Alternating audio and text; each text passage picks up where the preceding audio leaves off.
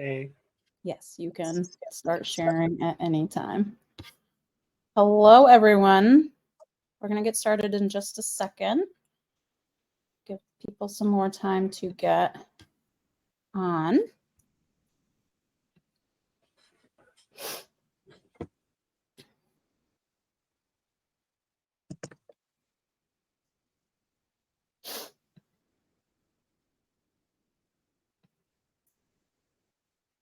All right, we're recording. You and I are on stage.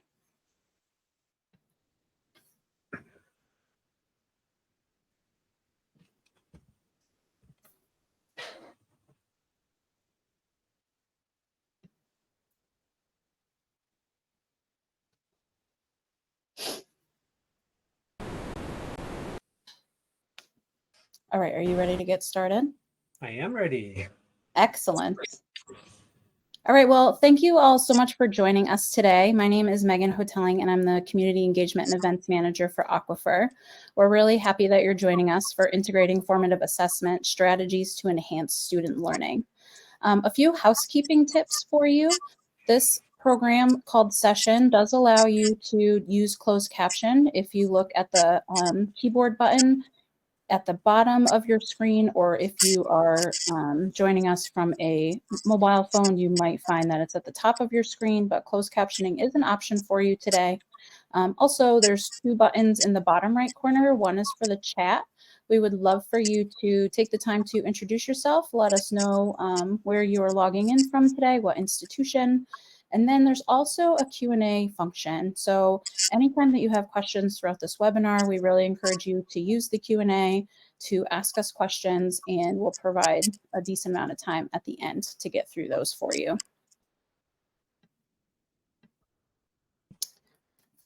So I'd like to introduce our presenters. Joe Miller is our curriculum integration specialist. He supports programs and educators to more effectively use Aquifer's content. In this series of webinars, he will talk about how formative assessment system Calibrate and how that can be used with coaching to improve student learning. Nicole Furschke is a clinical coordinator at Northern Arizona University PA program and a member of the Aquifer Peer Trainer Board. We also have some great support behind the scenes with Kate Hancock available in the chat and answering questions in the Q&A. And without further ado, I will turn it over to Joe. Thanks, Megan. And we're going to bring Nicole on for the Q&A portion towards the end of this presentation. I expect that I'll talk for a little bit, and then we'll have ample time for questions at the end. And just so everybody knows, Nicole was a pilot, in addition to being a peer trainer, was a pilot user of Calibrate with her students at Northern Arizona, so has some experience. There you go. Okay. So let's get started. Really, we appreciate you being with us today because we know what it means for you to take an hour out of your schedule. We regularly ask educators what the barriers are to more effectively using our tools. In fact, we ask every January, and always without fail, the top two barriers that they cite is the lack of time to use Aquifer in their packed curriculum and the lack of time for them to personally learn the tools. So we appreciate you making time to attend to this webinar on formative assessment. We aim to ensure that you leave today with a better understanding of formative assessment in general, but also we aim to ensure you leave with additional understanding about how Calibrate is designed to achieve the goals of formative assessment and how you can use it more effectively in your curriculum. At Aquifer, we aim to transform health professions education, resulting in safer and more effective patient care. We believe that effective use of formative assessment is one element needed to transform health professions education. So before we jump into that, though, I want you to take about 30 seconds and just think about how you're currently using formative assessment. Feel free to share in the chat. I already see a lot of people introducing themselves in the chat. So if you feel comfortable, go ahead and drop into the chat. And I'm going to give you about 30 seconds to reflect on this question.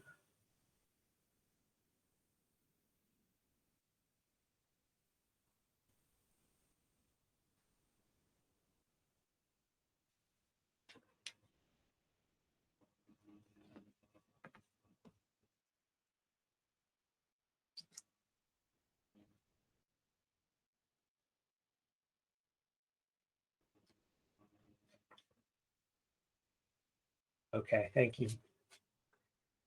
Today's webinar will be divided into 4 parts. First, I'll give a little context to formative assessment within the Aquifer system.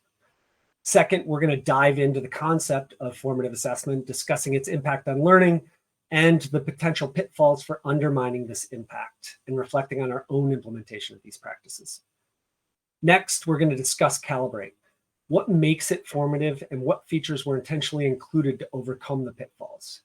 We'll focus on understanding the student's perspective, exploring the information it provides them, and discussing the steps we as educators must take to effectively use this assessment with students. And lastly, we will delve into the reporting features available to educators. We'll examine the reports at our disposal and discuss how to utilize them to support students in the curriculum. So the last part where we discuss the student perspective and the educator perspective, we'll do a demo of the available reports. Let's begin with a discussion of some background on Aquifer for those of you not familiar with what we do. Aquifer is a unique nonprofit organization dedicated to advancing health professions education through the use of high-impact virtual teaching and learning methods. It dates all the way back to around 2000 when Dr. Leslie Fall, our current CEO, was a clerkship director and recognized that students in her pediatrics rotation did not have consistent access to patients. They were rotating out to great community health sites, but they weren't always seeing the bread and butter conditions. So it might depend on the time of year or the site that they were rotating to. So they were seeing variable patients coming through. Preceptors didn't always have the time to talk students through the critical components of each patient's situation. So Dr. Fall, with collaborators, decided to solve the problem by creating virtual cases, specifically designed for students to model encounters with patients and preceptors. So the idea was to create a patient case that looked like an ideal scenario for a student and a preceptor having a conversation and walking through the cognitive process.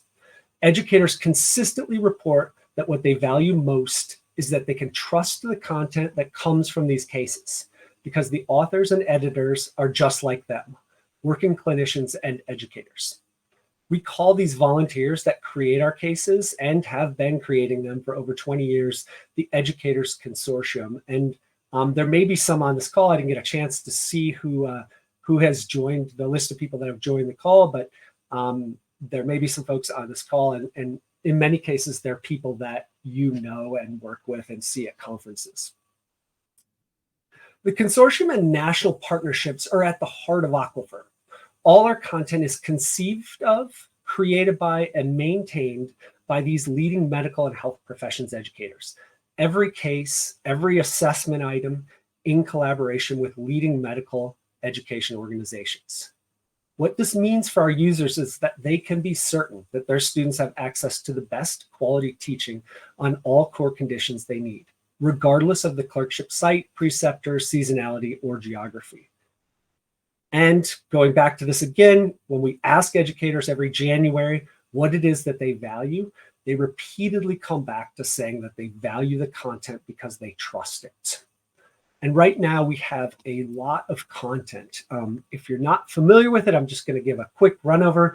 We cover the majority of core clinical rotations, plus over 50 cases on clinical excellence topics, often abandoned in medical education.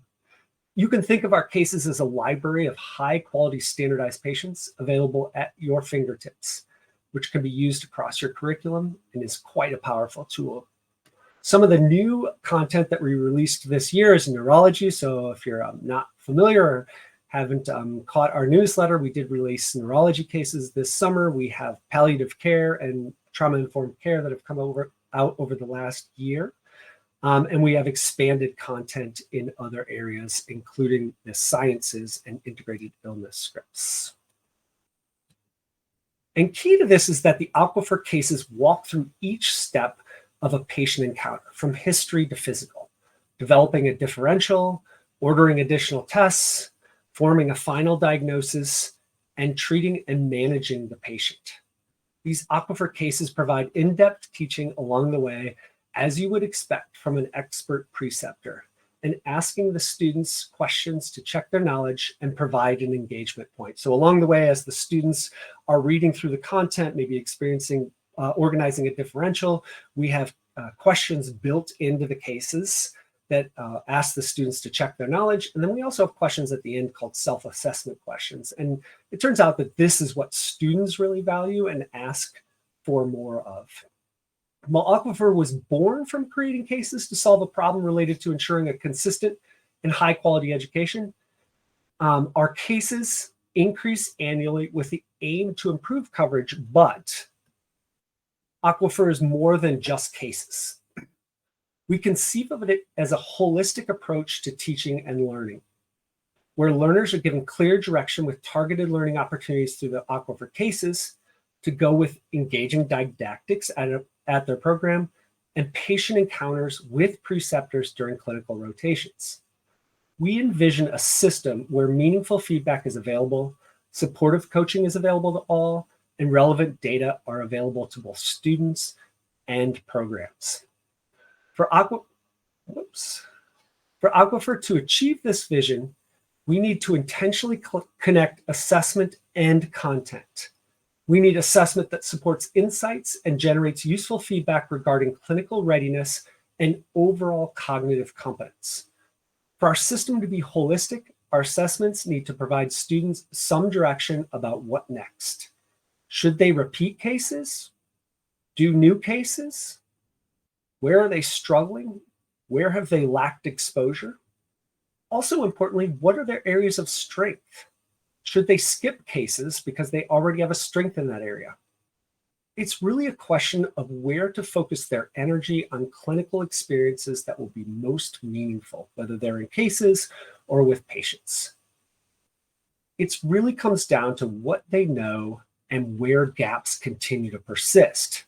And this is what Aquifer Calibrate was designed to support, this type of student learning as part of a holistic system where assessment and cases work together. So you can see our diagram, the diagram that I'm showing on the screen shows the formative assessments on the right that includes Calibrate, our assessments included in the cases, self-assessment questions, and then the coming assessment bank that will be available in the future.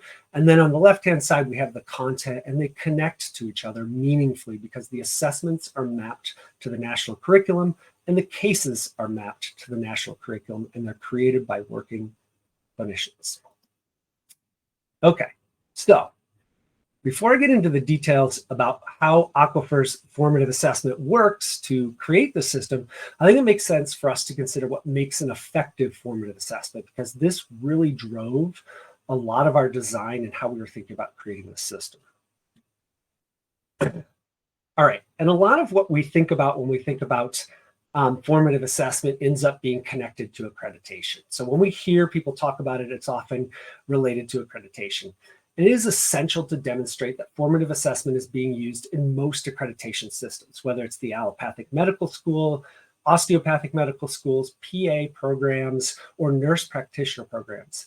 Accreditation standards emphasize the importance of formative assessment. Many of the attendees at this webinar can likely quote word for word the LCME standards on the use of formative assessment. It says a medical school ensures that its medical education program includes a comprehensive, fair, and uniform system of formative and summative medical student assessment. And it goes on to note that assessment must be provided with formative feedback early enough during each required course or clerkship to allow sufficient time for remediation. And then goes on to say, formal feedback occurs at least at the midpoint of the course or clerkship. And the osteopathic standards almost match these. And while the PA standards are slightly different, one of my PA colleagues said that if you fail to point out where you're doing formative assessment in your curriculum or with students, that you will get cited by the accrediting body. We are discussing formative assessment in this case, and the reason this is getting used a lot and getting discussed in med ed is because it has an impact on learning.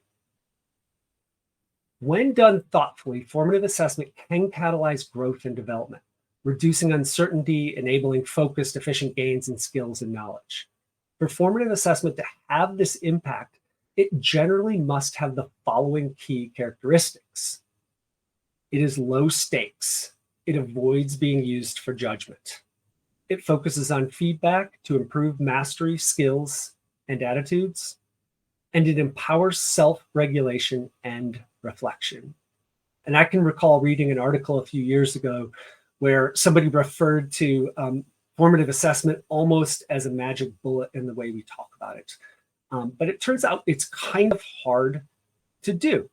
The key is how the assessments are used by students, educators, and programs. Using formative assessment for evaluating or filtering students could undermine these learning benefits. The goal of high-quality formative assessment is to provide information, instill values, and inspire lifelong learning. And research has shown that this impact can occur across a variety of educational settings. While summative assessments are necessary, our focus should extend beyond them, balancing this formative and summative methods so that we can sort of meet this goal of student growth and ensuring that students know what they're supposed to know. So, given what I just said about the conditions for effective formative assessment, that is that they need to be low stakes, focused on feedback, and empowering students, I want to briefly talk about 5 potential pitfalls that can undermine the impact of this type of assessment. The first pitfall is the assessment process. So we need to be aware that formative assessment needs to be deployed as part of a system, not ad hoc. It turns out that we often deploy formative assessment with the intent of assessing whether learners are performing well at a moment. While this approach is valuable, this type of formative assessment may not generate the insights students need. As Konopasek noted, assessment is most useful when it is part of an organized and ongoing process rather than a set of unrelated events. In other words, students know what to expect. This organized and ongoing formative assessment system should generate information that is systematically translated into detailed feedback and informs students about their performance, leads to the development of specific plans for improvement that are supported and guided by faculty. Third is subject to follow-through that includes students tracking their own progress. And fourth is part of a continuous cycle over time. So it's not a one-time thing, it's not an ad hoc thing, but it's part of a system that occurs over and over again. And students are using it as feedback to lead the development of planning, requires some follow-through, and it's continuous. The pitfall is that formative assessment only happens ad hoc, does not generate the information that learners need to catalyze self-regulated learning. The lesson is that formative assessment should be organized into the system, be focused on generating feedback, result in specific plans for improvement with follow-through, and continuous cycles of assessment over time. In short, the students know what to expect in terms of the whole assessment system. The second missing purpose here is that second pitfall is that we're trying to dual purpose assessment. That is, we end up trying to use assessment as both formative and summative. So if assessment is used, formative assessments are used to result in a summative assessment, the students will perceive that as summative alone, and they will treat all assessments as summative, even if they're not getting a grade early on in these assessments. So when we try to use an assessment as both formative, informing learning, and summative, evaluating or judging students, the students will see them only as judging and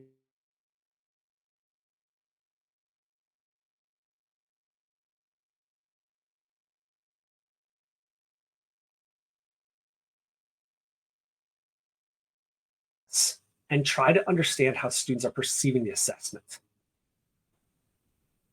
I'm sorry, I noted a chat come on that said that, did I freeze? Just gonna take a moment. Megan, did I freeze? Okay, I'm okay, good now. All right, great. Just for a second, great. All right, so third, we need to deliberately communicate the purpose of assessment and and try to understand how students are perceiving that assessment.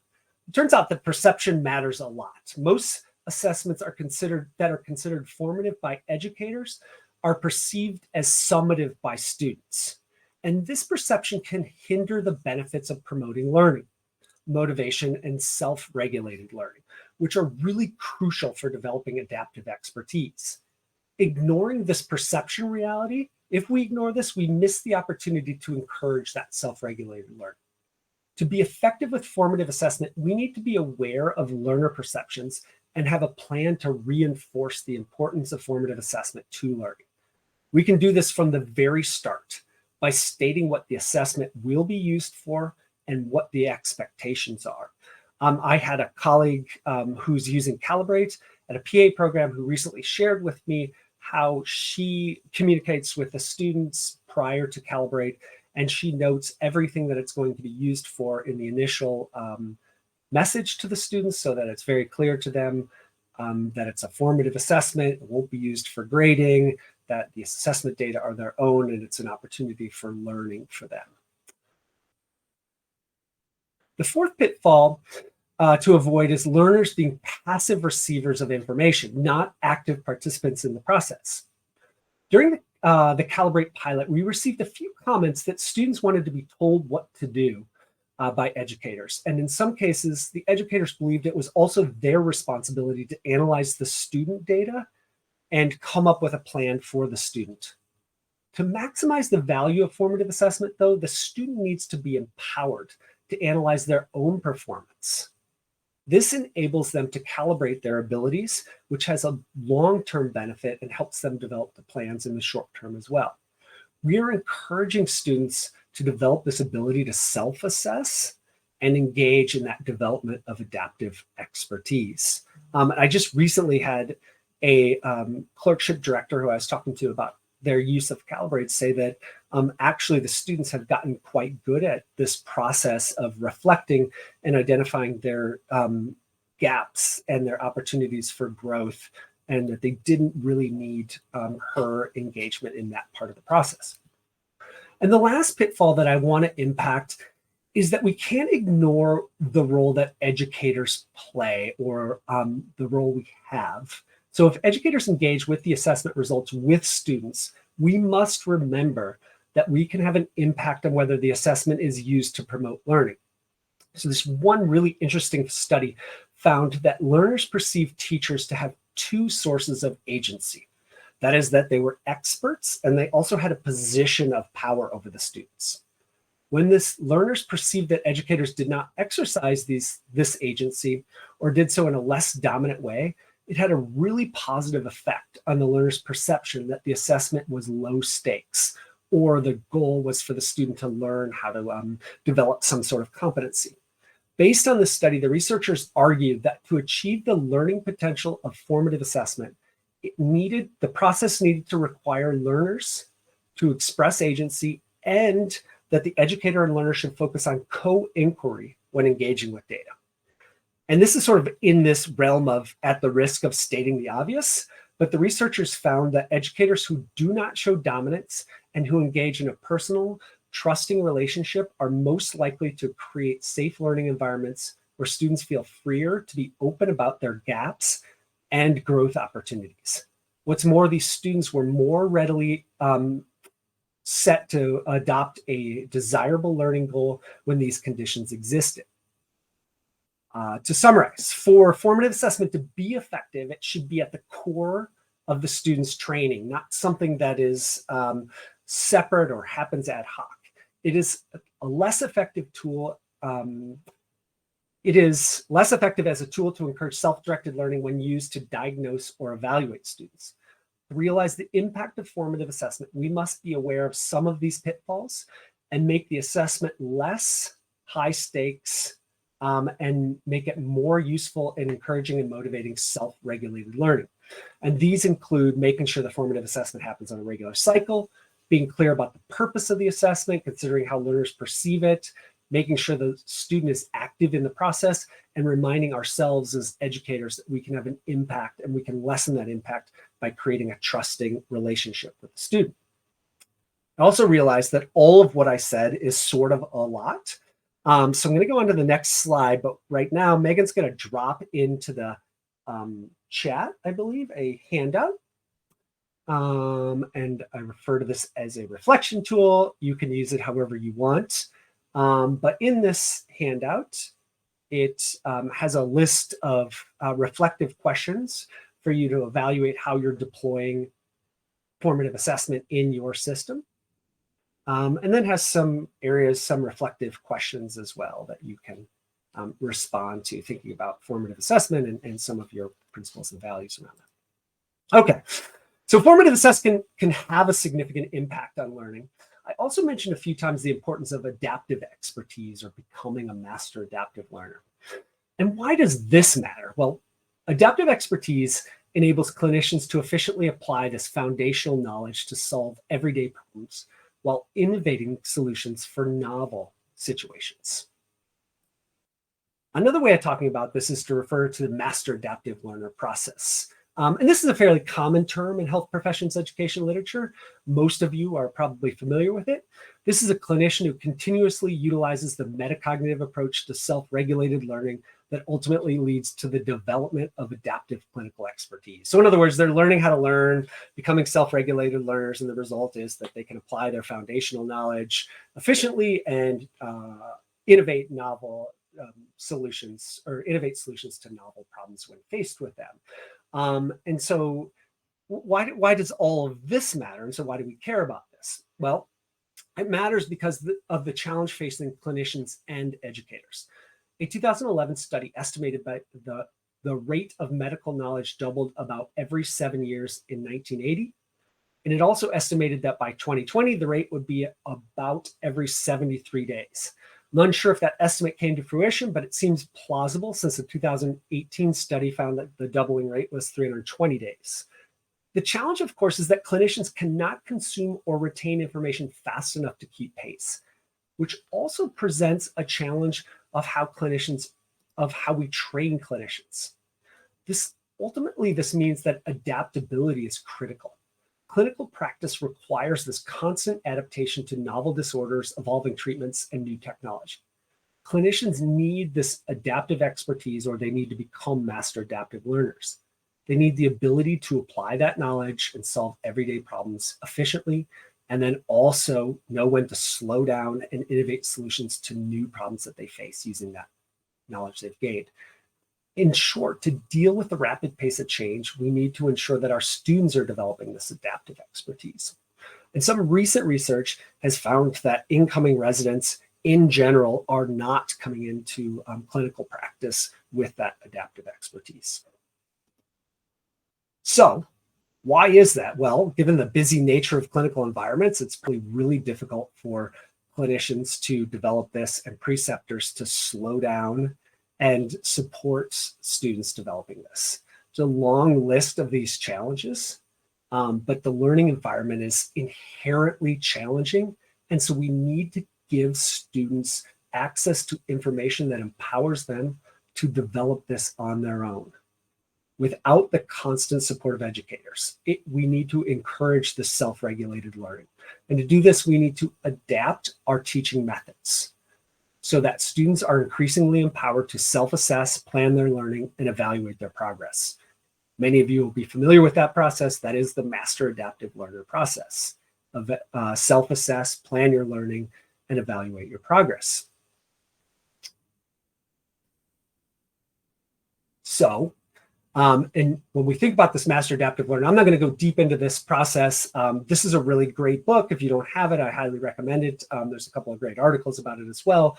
But the master adaptive learner cycle is a continuous process of identifying gaps, employing targeted learning strategies, assessing your progress, and then sort of adjusting your practice or taking it out to the clinic as you get comfortable with it. And it's a metacognitive self-regulated learning cycle that develops this adaptive expertise. I'm not going to delve into the details here, but I do want to point out the first phase in this process, which is kind of this upper right side of the brain. And this is called planning in the master adaptive learning. And it is essential to clearly articulate in the planning phase the gap between what is and what could be or should be. This gap can be related to knowledge, skills, or attitudes and should be seen as an opportunity for improvement. The learner also must select appropriate resources to address that gap. So this is really important because this is what accelerates students as self-regulated learners. So why am I mentioning this?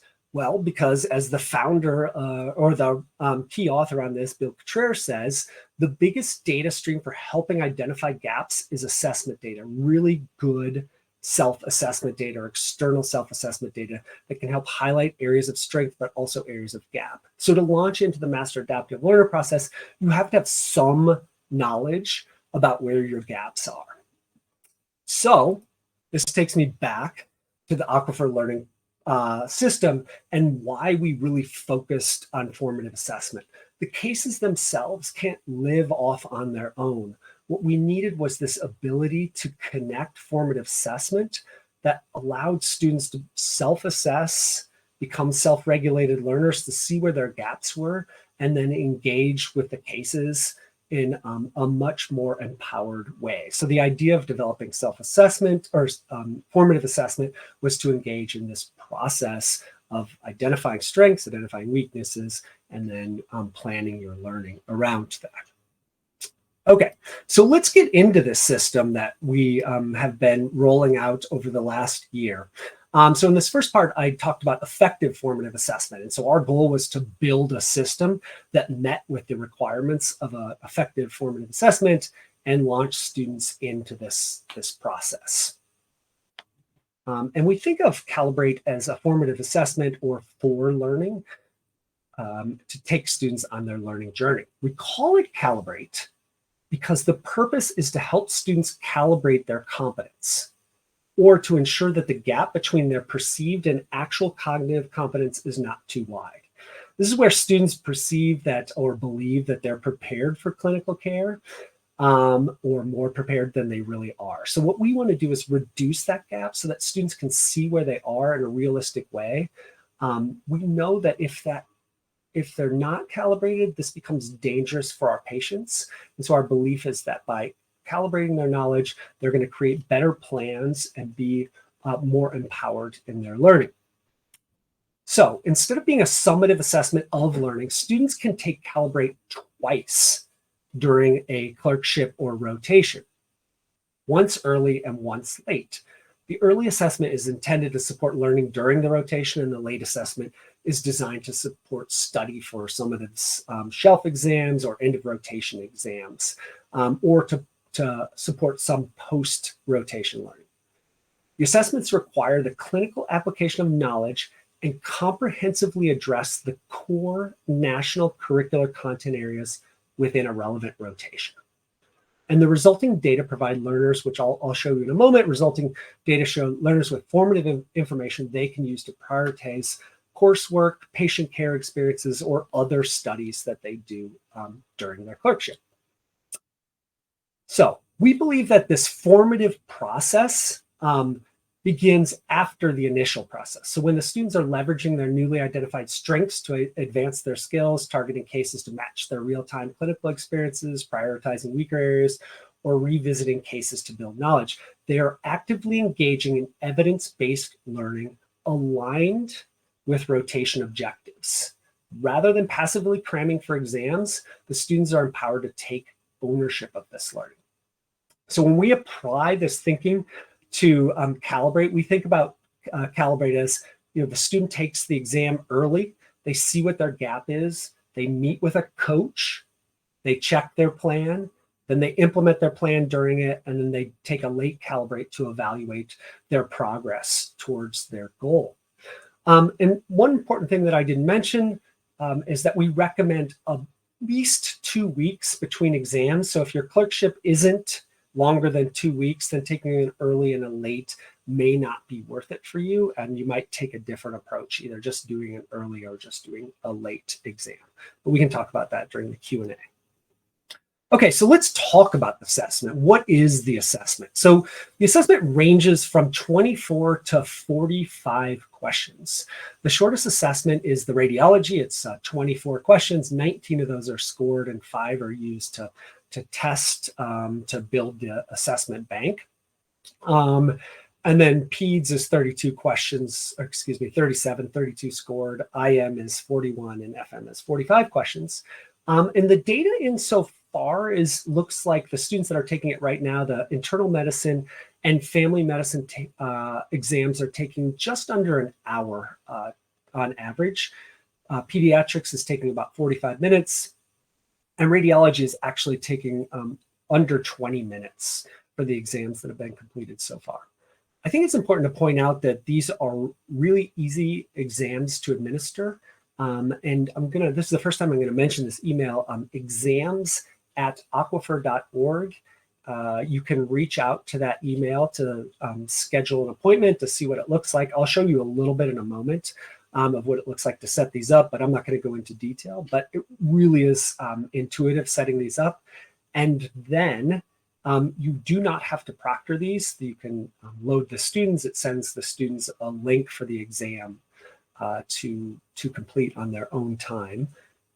And then we had, during the pilot, we had a psychometric analysis of the 4 exams. That's radiology, pediatrics, internal medicine, and family medicine. We had that conducted, and the finding was that they were statistically reliable and valid exams. And just as a reminder, all the questions are created and vetted by our consortium, members of our consortium who are working clinicians and educators. And then, of course, the learning objectives are mapped to the national curriculum as well. So these exams are intended to align with the national curriculum. So what's it look like? Well, the Calibrate exam assessment questions are sort of standard board style with a short vignette followed by single best answer multiple choice question, with the additional requirement that learners identify their level of certainty in each answer. So the certainty rating adds a new dimension to the assessment, taking feedback beyond simply right or wrong to provide a more detailed metacognitive analysis of the student's applied knowledge base and understanding. So how certain are they that they understand this content turns out to become really important.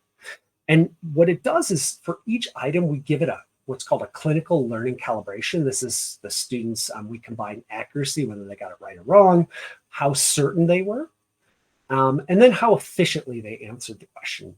And then we come up with a single measure across 5 levels for each item on the assessment. And this calibration levels are designed to shine light on both areas of relative strength, so these are Excel and competent, and known areas of limited knowledge. Unsure and novice, those are areas where the student responds that they weren't certain or they were uncertain of their knowledge. And then areas of miscalibration, where the student thought that they knew the content but were incorrect. And we call that the warning category. And that allows the student to target that's sort of a targeted feedback, and allows the student to make a better selection about what areas they know or don't know and how they're going to direct their learning from there.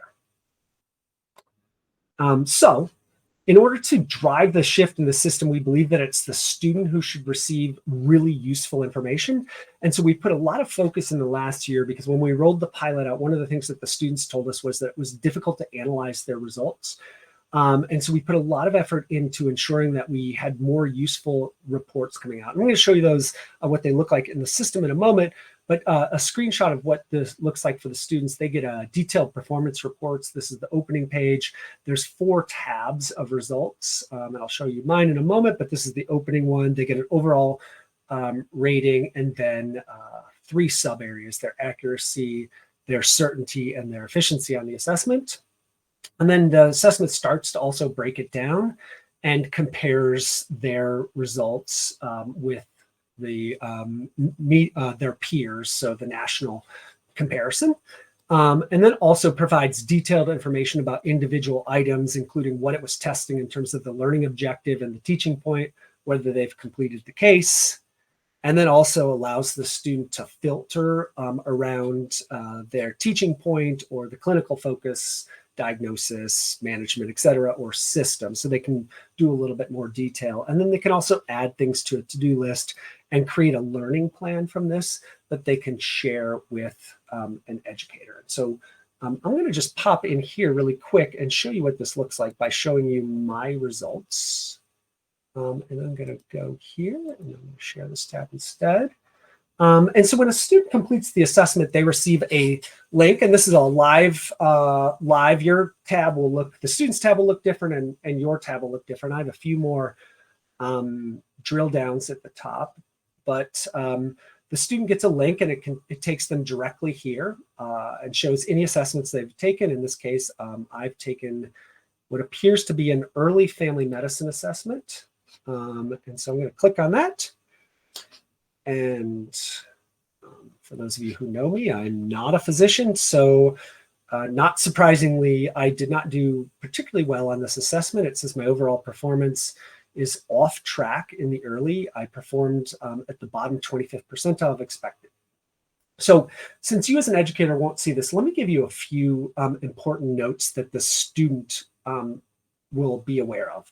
So this eyeball up here that you see, this eyeball means that the faculty can see this information. So if the student, even if the student doesn't share it, the faculty will know this about the student. So anywhere there's an eyeball that looks like that, the student needs to know that faculty will know that.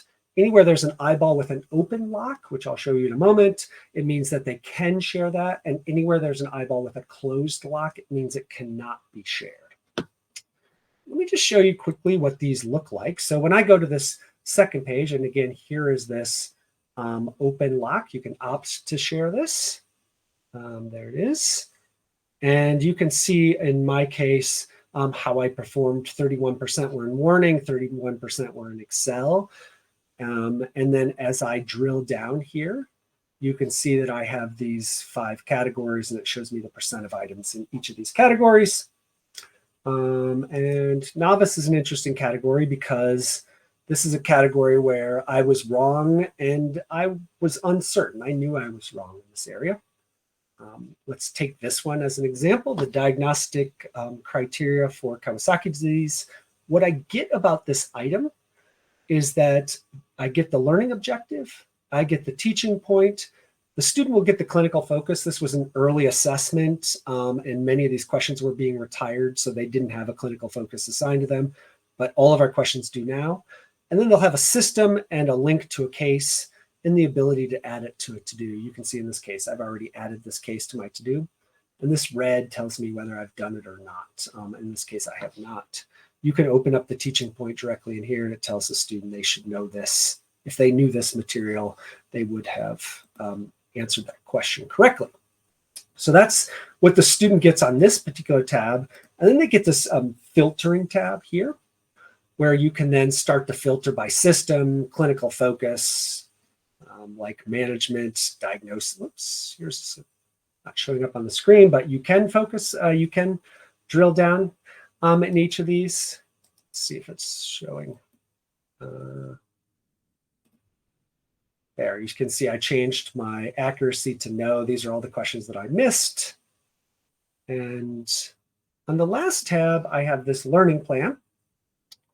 And this is where the student can start to create a plan.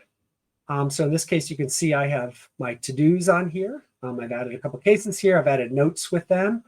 And then I have also added some insights and some practical next steps. I can add comments and so forth. And then I can share this with whoever I want. In this case, I'm going to share it with me. And I'm going to share this now. And whoever the student shares that with gets an email noting that the plan has been shared with them. I just received that email, so I'm going to show you what that looks like when this comes through. So here it is. It says that Joseph Miller's completed this exam and he's shared this with you. And here's what the person that they shared the results with will get. It's the basic overview with a little bit of detail, including the student's insight and plan below here. So that's the student view of this. And I'm going to show you, I'm going to actually not skip back to the, I see some questions coming in, and I'm going to hold on those questions for a moment and just show you quickly the educator view. And again, this is a little different than what you'll see when you go in here. But the first thing I want to point out, first of all, you won't have any of these 4 tabs here, but you'll have these tabs here. And the first thing I want to point out is that the way you get started with the assessment is by requesting a Calibrate assessment. And this is how you fill out the form and you set up the window. And one of the things I want to point out to folks is that you set up a 7-day assessment window. And we can talk more about that, or if you set up a meeting at exams@aquifer.org and have a deeper discussion about this, we can explain why, or actually it might be a 10-day window now. I think you can set up to a 10-day window now. Kate may verify that in the chat for me. I think it might be up to 10 days. But either way, there's a window that you set up, and you do that by clicking on here, and it opens up a form. And then once your students have started taking an assessment, you'll get this tab down here that says results. And you can see in this case, what I have is a family medicine. This was a demo assessment that was given at a conference. None of these names are real. These assessment results are real, but none of these names are real. And if you click on the results, you get what the educator view will be. So in this case, this is what the educator's view looks like for a group of students. And this is an early progress. So this was an early assessment. And you can see in here that. Hey, Joe. Yes. Sorry to interrupt. You're not sharing your current screen that you are looking at. Thank you. That's okay.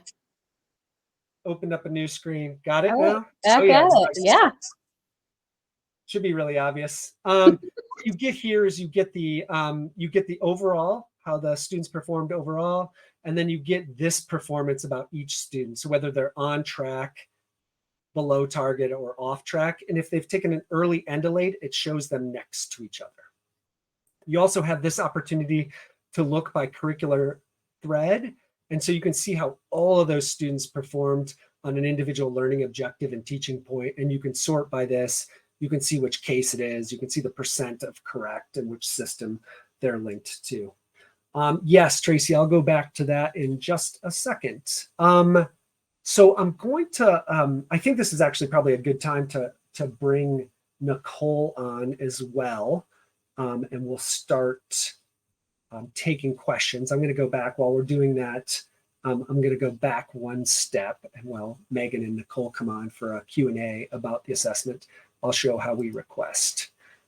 Right here, when you log in, and again, exams@aquifer.org, and I'm sure Kate has maybe answered this in Q&A, or maybe we'll mention it. You do need to have a specific role in the system. And so you need to be talking to your program services administrator, your PSA, about making sure that you have that role to request these. But as long as you subscribe to family medicine, pediatrics, radiology, or internal medicine, you can use, and let me just share this tab here, you can use this button right here that says request Calibrate assessment. And you click on that. It opens up and you get a set of students that you can add. You put a little bit of information in the window, what course you want to select it for, the purpose, whether it's an early or late, and so forth. Okay, I'm gonna stop sharing for a moment here. And thank you, Megan, and welcome back. Maybe I'm gonna stop sharing. There you are. All right, now we're back on screen. Thank you so much, Joe, and thank you, Nicole, for joining us today. We really appreciate it. I'm going to start by asking a question that came in before the session. So, Nicole, can you talk to us a little bit about if this will work for PA students, for all of us who have PA educators on here? Absolutely. One of the things that I find in my students, and because I work with clinical year students, you know, they have a lot of high stakes assessments throughout the year. And I find that many students over rely on doing practice questions as they're preparing for their end of rotation exams and for their end of curriculum exam and for the PANCE. What I have seen in the students that I have put through this through Calibrate is that they still get the opportunity to try some of those practice questions, and I think that it's helpful for them to be able to rate their confidence on their answer. and then once they get to the point where they are, going through their results and you're able to look at the results, you're able to identify cases from Aquifer based on some of the suggestions that the reports make, that you could assign them to work on. And I think that that's really potentially helpful so that they can see that they're improving. I have noticed that, at least in the students that I gave it to, when I talked to them before and after each of the assessments, that they all found them helpful, both early and late, but there was a really big improvement in the students' opinion of the assessments when they got to the late assessment. And I think largely that has to do with the fact that they saw that they improved. So I think that from a topic list, we use PAEA's end of rotation exams in our program, that you can find that it very easily aligns with topic lists for end of rotation exams and for the PANS. Thank you, Nicole. All right, Joe, we have a couple questions in the Q&A. Yes. Okay. So the one from Julia, have the assessments been examined to assess progress toward achieving competency? Oh, great. Wow, that's neat. Now I can just read it straight off here. Competencies across all medical education programs, nurse practitioner. Yes, so we did a pilot in both. We did an MD-DO pilot in the fall last year. And then the pilot that Nicole was part of was the PA-MP pilot, where we tested with both, and it has been examined, and it is appropriate with both nurse practitioner and PA, valid and reliable in all four areas of health professions education. And we have some active nurse practitioners using it, nurse practitioner programs using it. Can plans be shared with more than one person is the next one. Yes, they can be shared with anyone you want. So as long as you type an email in there, you can share it with yourself, which it turns out to be pretty common. Students do that a lot. They want to see what they're about to share, or you can share it with your mom, or you can share it with an educator or multiple educators, which some programs do. Are assessments standard across graduate health education programs? Yes, they are. The assessments are standard regardless. So we have multiple forms for each assessment. So if you're in Wisconsin and Tennessee, you might take different early forms, but the forms will be, they're sort of applied randomly. So they're not applied to nurse practitioners differently than they are to PA or DO or MD programs. And I see there's a question for Nicole here. Yeah, so the question here is asking if our program uses Aquifer during the didactic year, and the answer to that is yes. We actually use Aquifer during both didactic and clinical phase. And as far as the didactic year, we use it a little bit to kind of, especially with PEDS cases in our H&P course, because unfortunately we don't have a lot of opportunity for our students, although we do have a PEDS day where students and faculty bring their kids in and let the students practice examining kids. But we use that to supplement our H&P course, and then we also use it in our clinical decision-making course in the didactic phase, and then we use it in a couple of different ways throughout the clinical year as well.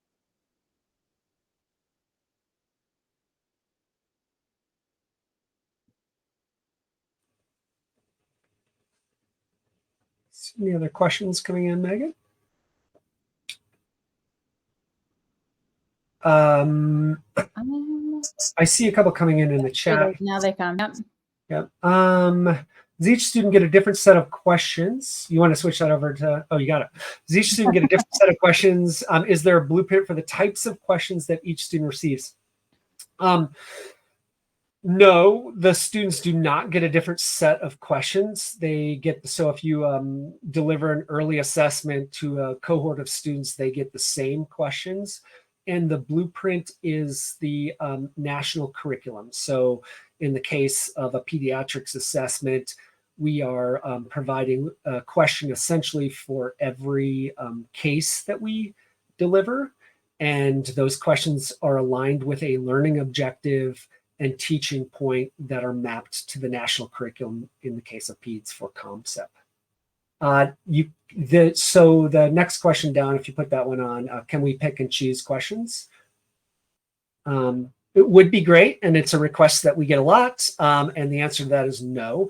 The assessment questions are set by forms, and the forms are designed to be balanced. So there's a little bit of psychometrics that goes into this so that we have an early and a late form that match each other. And we are working on a assessment bank. Not sure that it will be deployed to educators yet, but we are working on an assessment bank that may be deployed to students. What's up next? Welcome. I see one, Nicole, let's see. Last statement, use PEDS in H&P, and you might have missed something there. Yeah, so we use it in our H&P course and in our clinical decision-making courses. We have 2 clinical decision-making courses in the last 2 semesters of the didactic phase. And so we use Aquifer cases during that. And then we use it in our clinical phase as well. We use it for formative assessments in the clinical phase. And we also use it to help supplement some of those rotations that it's harder for students to see certain things because in your ER rotation, you don't know what's going to walk through the door.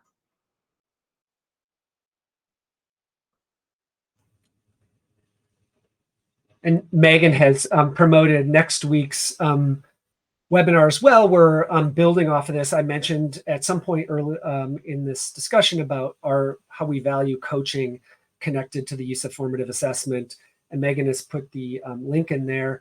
And I encourage you to sign up for that. We're going to be doing that with another one of the peer trainers. Cindy Lord and I are going to be co-presenting on that. And Cindy Lord was part of a team that created this Anyone Can Coach method, which is a way of distilling down the coaching mindset into a useful set of steps for using formative assessment. Joe, we had one more question come in. I think if we have time to answer that one, and then we'll wrap it up. Yeah. So it's the interesting question. I don't know, like I can't speak generally, but here's what I can say. And one of the things that has been surprising to me is that since Calibrate launched fully in July, I've been following up with folks that have been using it. And one of the interesting things that people have said is that surprisingly complaints about use of the cases has gone down because it's created context for why they're doing the cases they're doing, so why they're doing the clinical practice they're doing. So I had 2 different clerkship directors mention that they were both family medicine at allopathic medical schools. And the last one was another PA program director who's been using Calibrate consistently from the pilot and is still using it today, who said that she's only had 1 student complain about the use of Calibrate since they started, and she found that somewhat surprising. And so what all 3 of these people said is like it provides some context to what they're being asked to do. So I can't say if that's like widespread. I suspect that students complain. But look, these are my, anecdotes, and I'm not going out there to pick and choose them just because they're nice to me. I did reach out to anybody that was using it. Joe, if I could, I can just tell you what my experience was with our students. We replaced, when I offered this in our pediatrics course, we replaced another assessment that they do for every rotation. So they were still essentially doing the same amount of work that they were doing before. And so the other advantage that we have is that our PEDS rotation is 8 weeks long. So we were able to we had a lot of time to incorporate it in there. So I didn't personally get a lot of complaints about them having to do it twice because it was replacing a assessment that they do that was 2 parts. They weren't graded on it. They just kind of got a check mark for it being complete if they did it.